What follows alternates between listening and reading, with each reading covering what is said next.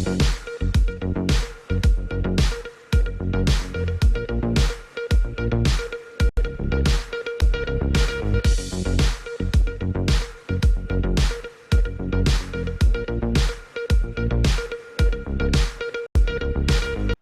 आप देख रहे हैं एमडी न्यूज। एमडी न्यूज के मेरदर्शन बुलेटिन में आप सभी का स्वागत है। आज के बुलेटिन के साथ मैं हूं निशा। मैं आपको बताती चलूं, आज गन्ना मिल राज्य मंत्री लक्ष्मी नारायण चौधरी मेरठ पहुंचे। जी हां, आज सबसे पहले ये बताती चलूं, किसानों के सम्मेलन में शामिल हुए, अपने विचार रखे, साथ साथ सर्किट हाउस में पत्रकारों से रूबरू होते हुए किसानों के हित में होने वाले कार्यों के बारे में भी चर्चा की। वहीं चौधरी चरण सिंह विश्वविद्यालय में आज लैपटॉप और स्मार्टफोन वितरण कार्यक्रम था, उसमें भी सम्मिलित हुए, उनका सम्मान किया गया। आप सभी जानते हैं, उत्तर प्रदेश सरकार द्वारा लैपटॉप और स्मार्टफोन वितरण किए जा रहे हैं कॉलेजों में और यूनिवर्सिटी में। आज उसी का कई जगह पर कार्यक्रम का आयोजन किया गया। वहीं मैं आपको बताती चलूं, एक छोटी सी खेत में से कह सकते हैं कुकड़ी या कोई फल तोड़ने के कारण 2 मासूम बच्चों को इस तरीके से मारा गया कि वो काफी दर्दनाक हालत में घायल हो गए। वहीं आपको ये भी बताती चलूं कि स्कूल और कॉलेजों में कार्यक्रमों का आयोजन किया जा रहा है। साथ साथ आज राजीव गांधी जो पूर्व प्रधानमंत्री थे, उनकी पुण्यतिथि पर कांग्रेस के कार्यकर्ताओं ने, पदाधिकारियों ने एकत्रित होकर पुष्प अर्पित करके उनको नमन किया। तो आप देखते रहें मेरठ दर्शन, जुड़े रहें मेरठ दर्शन के साथ। सबसे पहले नजर डालते हैं आज की हेडलाइंस पर, जिसके प्रायोजक हैं जूम डिजिटल मूवी वर्ल्ड। आज के समाचारों के प्रायोजक हैं खेमचंद पहलवान, पूर्व सदस्य Uttar Pradesh Congress committee, Arvind Kumar Gupta, Marwari Bhoj, metro plaza, Delhi road, Meerut, doctor Bina Rani Agarwal. Chaudhary Charan Singh विश्वविद्यालय में पहुंचे गन्ना विकास एवं चीनी मिल कैबिनेट मंत्री लक्ष्मी नारायण चौधरी, किसान सम्मेलन में हुए शामिल। किसानों के हित में रखे अपने अपने विचार, सभी ने किया हार्दिक अभिनंदन। चौधरी चरण सिंह विश्वविद्यालय मेरठ में उत्तर प्रदेश सरकार द्वारा अध्ययनरत युवाओं के तकनीकी सशक्तिकरण हेतु टैबलेट स्मार्टफोन वितरण का कार्यक्रम किया गया आयोजन। छात्र छात्राओं को बांटे गए टैबलेट व स्मार्टफोन। मुख्य अतिथि रहे कैबिनेट मंत्री लक्ष्मी नारायण चौधरी। मेरठ पहुंचे गन्ना विकास एवं चीनी मिल कैबिनेट मंत्री लक्ष्मी नारायण चौधरी, सर्किट हाउस में पत्रकारों से हुए रूबरू। कहा, किसानों की समस्या अब होगी दूर, नहीं रुकेगा मिल पर किसी भी किसान का भुगतान।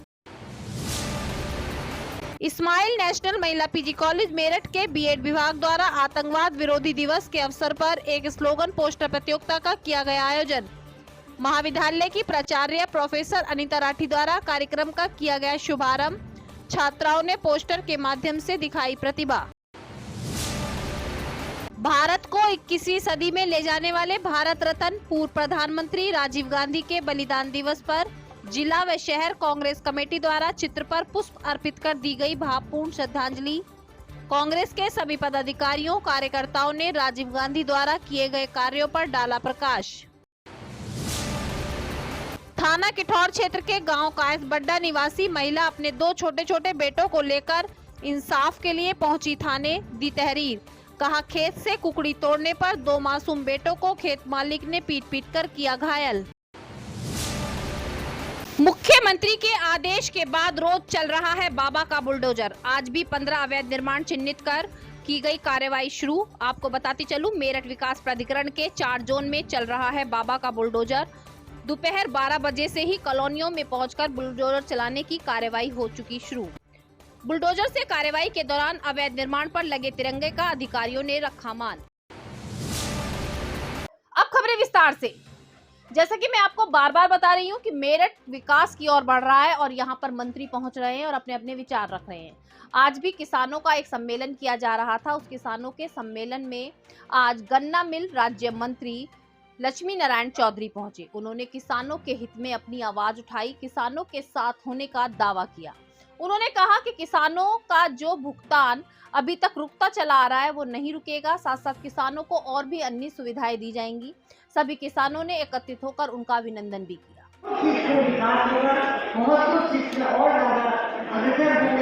अपने किसान भाइयों को किसान करने में, उनकी मदद करने में, उनके लिए काम आने में मैं अपनी बात व्यक्त करती हूँ। जय हिंद, जय भारत। मैं इस मंच से उनका बहुत बहुत स्वागत करती हूँ, अभिनंदन करती हूँ। मैं यही कहूँगी कि भारतीय जनता पार्टी की सरकार के लिए, वो चाहे वो सेंटर में, केंद्र में हमारे आदरणीय नरेंद्र मोदी जी की सरकार हो, दोनों सरकारें चल रही हैं। इससे मैं कहूँगी हमारे अन्नदाता जो आज यहाँ मौजूद है, जो बहुतायत में हमारे किसान भाई में बहुत बहुत स्वागत करते हैं। मैं ये कहूँगी कि हमारी जो केंद्र की सरकार है उसके किसान सम्मान होगी।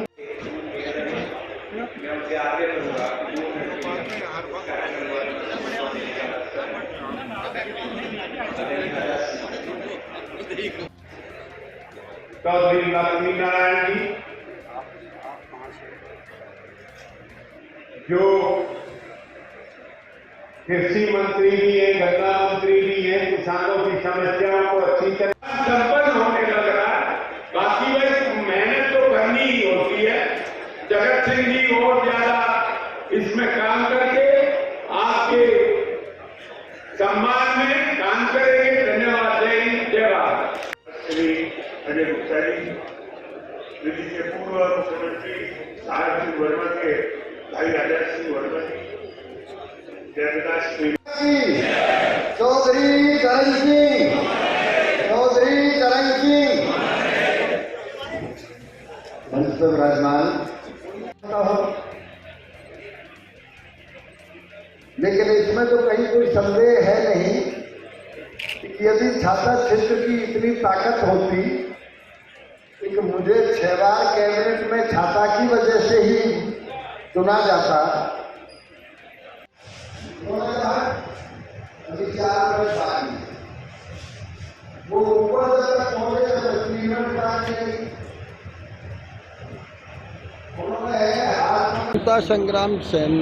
स्वतंत्रता संग्राम के समय में मेरठ अग्रणीय क्रांतिकारी और बलिदानियों की भूमि रहा है।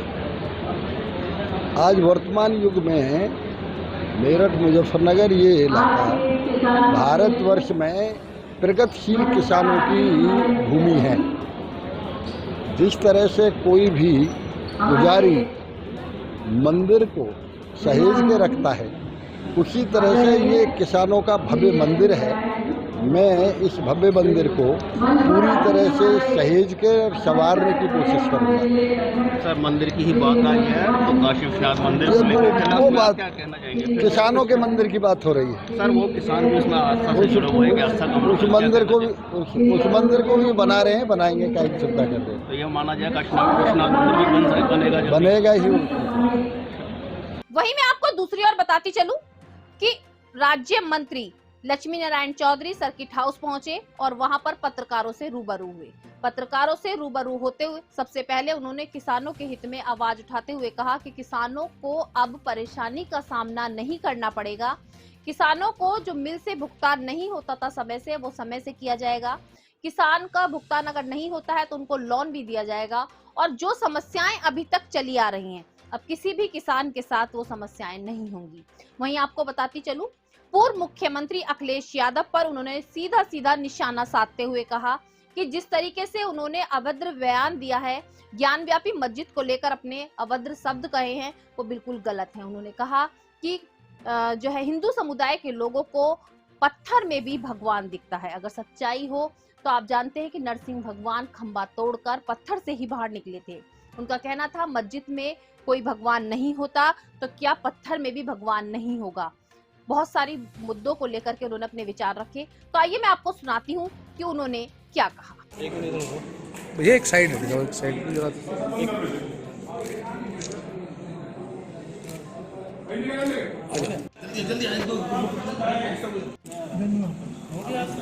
नेट खोलिए।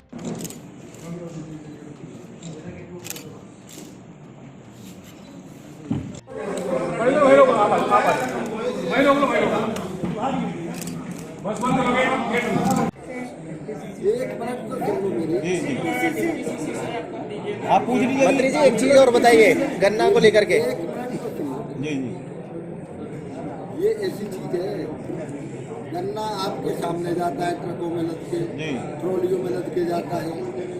हमारा नियम है कि जितनी चीनी बिकेगी 85% किसान के सीधे खाते में जाएगा। हमारा नियम है। कौन सी चीज छुप रही है भाई?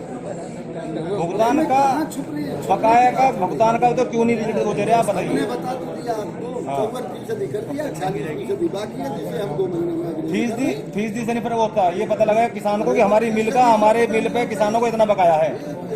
किसानों के सम्मेलन ये किसानों का धरना हैं? बकाया किसानों के ही सम्मेलन क्या उसका बकाया। मैं बकाया देने थोड़ा ही आया हूँ। अगर सर आप क्लियर तो करेंगे, आप बकाया देने नहीं आए मंत्री जी, आप बकाया देने नहीं आए। ये बढ़िया कि बकाया देने नहीं आए, मतलब क्या भाषण देना है? कैसे मिलेगा किसानों से बकाया? कौन देगा मंत्री जी क्या भाषण देने आए हो? कह रहे हैं तुम अटैची में नहीं, भाषण देने आए हो, बकाया देने नहीं आए, भाषण देने आए हो, मतलब भाषण देने आए हो। भाषण ही तुम दे रहे हो? नहीं, तुम क्या दे रहे हो? नहीं, हम तो बात कर रहे हैं, सवाल पूछ रहे हैं आपसे, सवाल पूछ रहे हैं आपसे।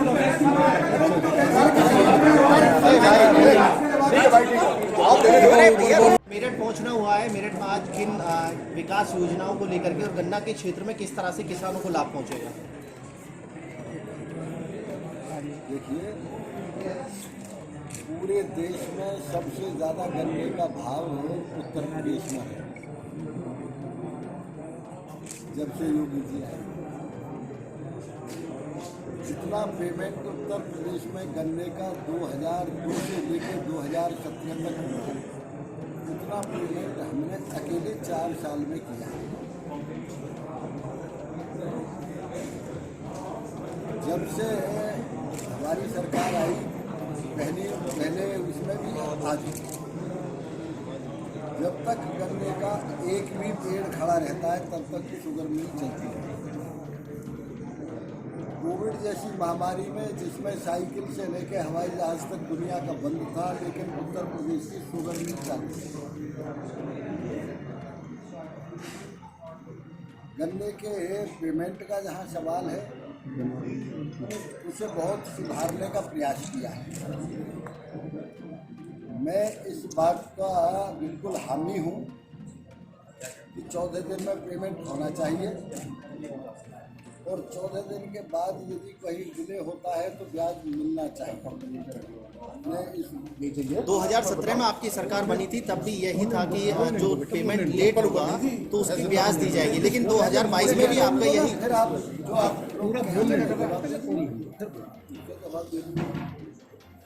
मैं इस बात का व्यक्तिगत रूप से हामी हूँ, उत्तर प्रदेश सरकार के नुमाइंदे के रूप में हामी कि जो 14 दिन के बाद हमें ब्याज देना चाहिए। एक बात तो जरूर करने की सुधार की मेरे दिमाग में है। हमें 15 अक्टूबर से लेकर 30 अप्रैल तक फैक्ट्री चलानी चाहिए। अब इसमें सुधार कैसे हो सकता है? इसमें सुधार का एक ही तरीका है, जो पुरानी टेक्निक की फैक्ट्री है उनको नई टेक्निक में बदला जाए। जो पुरानी जिनकी क्षमता 1200 टीसीडी की है, 1250 की है, उनको 5000 टीसीडी पे किया जाए, उनका एक्सटेंशन किया जाए, जिससे एक रिकवरी भी अच्छी होगी। रिकवरी अप्रैल के बाद हमेशा डाउन होगी। तो हम इतनी क्षमता की फैक्ट्रियां बनावें, जो बंद हैं उनको चलावें, और जो कम। उत्तर प्रदेश सरकार द्वारा युवाओं और छात्र छात्राओं को सशक्तिकरण बढ़ावा देने के लिए, जी हाँ, युवाओं और छात्राओं का सशक्तिकरण बढ़ाने के लिए स्मार्टफोन और टैबलेट का वितरण किया जा रहा है। कॉलेजों में, यूनिवर्सिटियों में वितरण किया जा रहा है। आज चौधरी चरण सिंह यूनिवर्सिटी में भी स्मार्टफोन और टैबलेट वितरण कार्यक्रम का आयोजन किया गया, जिसमें मुख्य अतिथि के रूप में रहे गन्ना मिल राज्य मंत्री लक्ष्मी नारायण चौधरी। आज सभी छात्र छात्राओं को टैबलेट और स्मार्टफोन वितरण किए गए। आप देख सकते हैं कि उत्तर प्रदेश सरकार द्वारा कितनी अच्छी पहल की गई है कि बहुत से बच्चे ऐसे होते हैं जो अपने आप से स्मार्टफोन या टैबलेट नहीं खरीद पाते, जिसके कारण से उनके कार्य में बाधा आती है और आगे नहीं बढ़ सकते। लेकिन उन सभी समस्याओं को दूर करने के लिए, उनको सशक्तिकरण से परिपूर्ण करने के लिए हर कॉलेज में, हर यूनिवर्सिटी में स्मार्टफोन व टैबलेट वितरण कार्यक्रम का आयोजन किया जा रहा है। यार तेरा बड़ा भाई मेरा लो नीचे बैठो।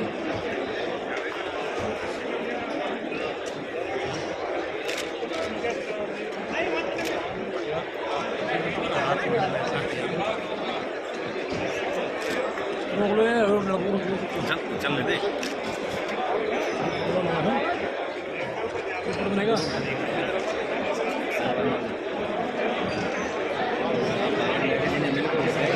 थोड़ा पीछे हो जाइए। वही नीचे कर लो आप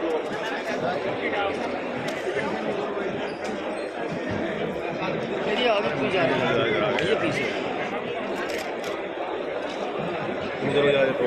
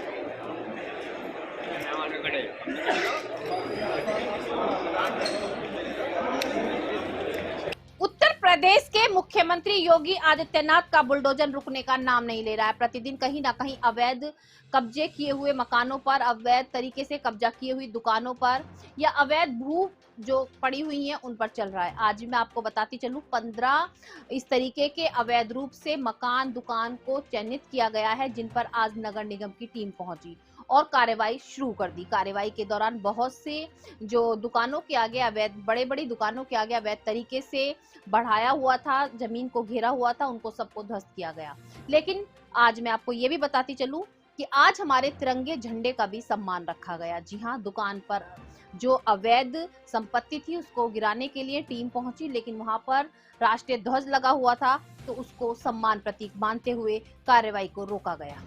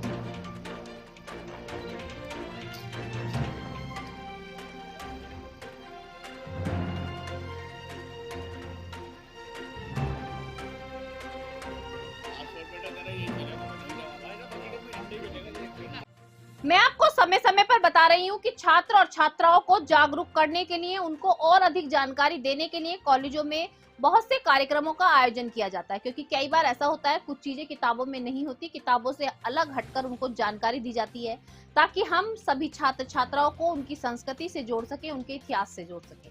आज मैं आपको बताती चलूं, इस्माइल डिग्री कॉलेज के बीएड विभाग द्वारा आतंकवाद विरोध दिवस के उपलक्ष्य में स्लोगन प्रतियोगिता का आयोजन किया गया, जिसमें आज सभी छात्राओं ने बढ़ चढ़कर भाग लिया। कॉलेज की प्राचार्य द्वारा कार्यक्रम का शुभारंभ किया गया और छात्राओं ने अपनी प्रतिभा दिखाते हुए स्लोगन लिखे हुए पोस्टर बनाए।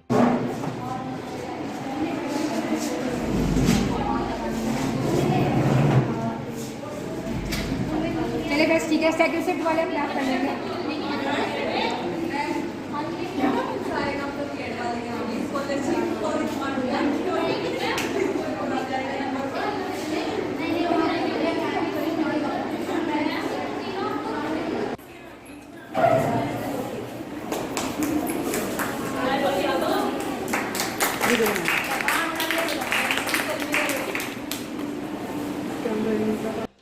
अब मैं आपको ले चलती हूँ एक ऐसी निर्दयता की खबर की ओर जो सुनकर आपको भी थोड़ा सा तो दुख जरूर होगा। जी हाँ, मैं आपको बताती चलूं, खेत से एक भुट्टा यानी कि कुकड़ी तोड़ने को लेकर के 2 मासूम बच्चों को इतनी बेरहमी से पीटा गया कि उनके जख्म उभर गए। आपको पूरी बात बताती चलूं, थाना किठौर क्षेत्र के कायसवड्डा निवासी एक महिला अपने 2 मासूम बच्चों को लेकर, एक बच्चा 8 वर्ष का और एक बच्चा 10 वर्ष का, उस बच्चों को लेकर काफी उनके चोटों के निशान थे, काफी चोट लगी हुई थी। आज थाने पहुंची। थाने में उसने इंसाफ की गुहार लगाई। उसने कहा, केवल मेरे बच्चों का इतना सा कसूर था कि सड़क पर चलते समय खेत के समीप कुकड़ी लगी हुई थी, जिसको बच्चों ने तोड़ ली, जिसके कारण से खेत मालिक ने उनको इतनी निर्दयता से पीटा कि उनके कितने जख्म नजर आ रहे हैं। आप भी देख सकते हैं कि बच्चों को कितनी बेरहमी से पीटा गया। इतनी बेरहमी से पीटते समय क्या उस मालिक को थोड़ा सा भी दर्द नहीं हुआ? आज महिला ने अपने दोनों बच्चों की चोट दिखाते हुए इंसाफ की गुहार लगाई और कहा कि जल्द से जल्द इंसाफ दिया जाए। मानपुर का ये राख लेना आए है कोलू पे, अब उसके बालक खेत में बढ़ रहे हैं, वहीं की मानपुर के अभी बढ़ के बालक भी, अब उन्हें तो छोड़ दिया, इन पर बजा दिया। क्यों? कुकड़ी तोड़ ली है इसकी। कौन था मानपुर? ये जाना कौन है, पुष्पिंदर। अब थाने में तैयार दे दी? नहीं तो ये लिखा है, एप्लीकेशन दे दी। अब मैं आपको ले चलती हूँ और अन्य खबर की ओर। जी हाँ, मेरठ में ही नहीं, मेरठ के आसपास के क्षेत्रों में जो और घटनाएं हुई वो सब आपको मैं मेरदर्शन चैनल के माध्यम से दिखाने का प्रयास कर रही हूँ। और मैं आपको दिखाती हूँ कि आज और किस तरीके से घटनाएं सामने आई और किस तरीके से उन्होंने आवाज भी उठाई।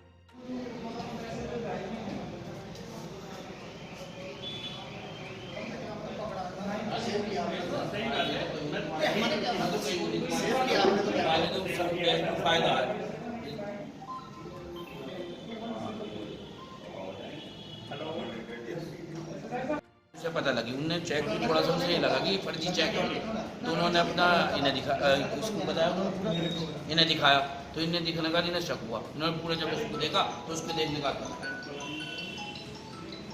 नंबर क्या था, 7010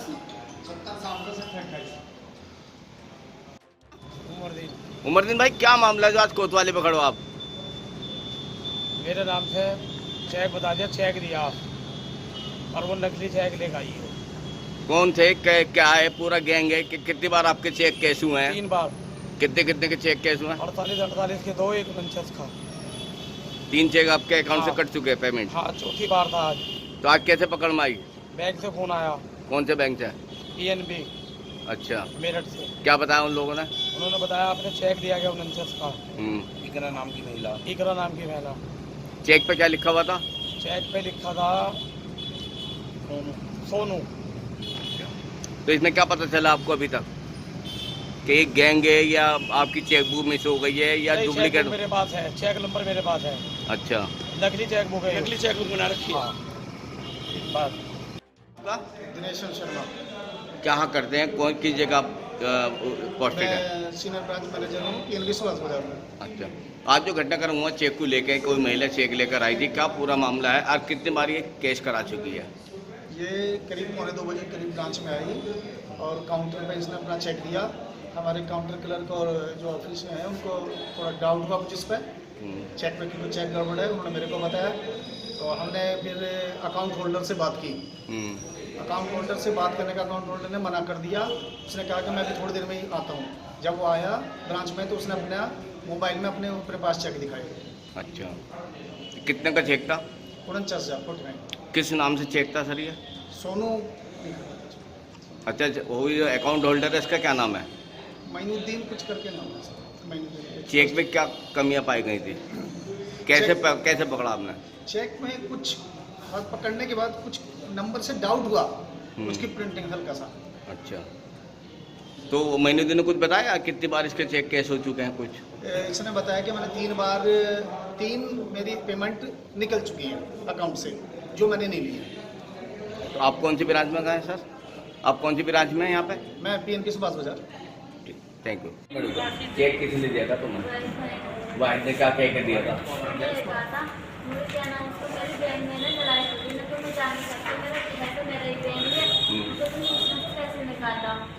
सोनू नाम बता रही थी, मेरा सोनू नाम है।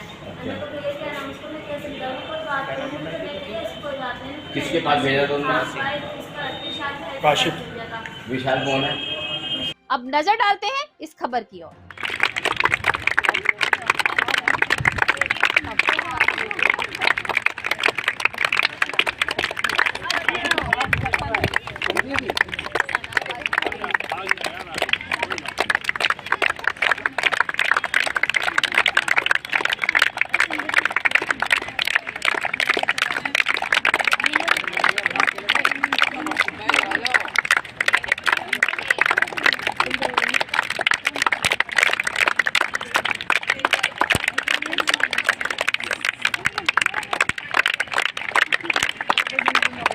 एक ही बनानी है।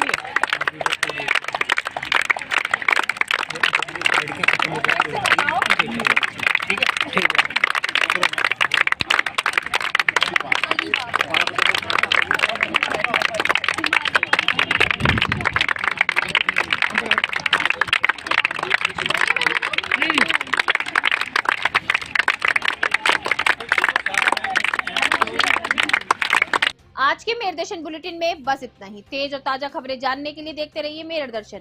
यदि आप भी हमारे साथ जुड़ना चाहते हैं या स्पेशल बुलेटिन बनवाना चाहते हैं तो नीचे दिए गए नंबर पर संपर्क करें और सब्सक्राइब करें MD न्यूज मेरठ।